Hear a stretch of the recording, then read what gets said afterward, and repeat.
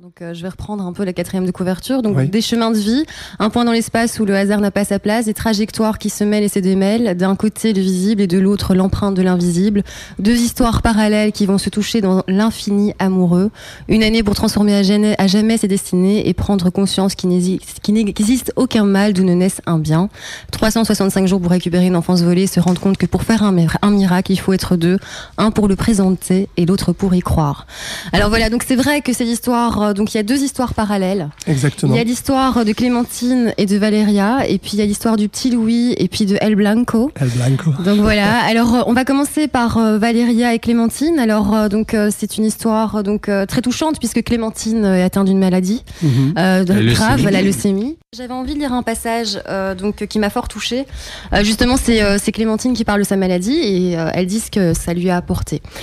Elle m'a révélé que la plupart des êtres humains voyagent dans la vie sans carte, que nos destinations sont souvent trompeuses et que nous perdons trop de temps à des futilités sans fin. Elle m'a appris que nous passons à côté des choses tellement importantes qu'il est surprenant que personne, sauf nous les malades, ne s'en rende compte. Elle m'a montré que l'amour est la force la plus puissante du monde et que malheureusement nous passons à côté de lui sans le voir ou sans nous donner la peine de l'apprivoiser, tout simplement parce que notre ego, notre réussite professionnelle sont plus importants.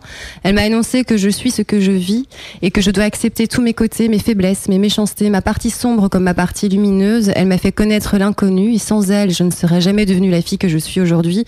Je comprends que pour certains d'entre vous, ce que je vais vous dire va vous choquer. Je me mets à la place des parents, des frères et des sœurs qui ont eu le malheur de voir leurs proches s'évanouir dans le temps et disparaître physiquement de ce monde, un espace qui les aura accueillis trop brièvement. Je sais que je vais scandaliser cela, mais je dois vous le dire. C'est ma vérité, ma réalité, je vous la donne.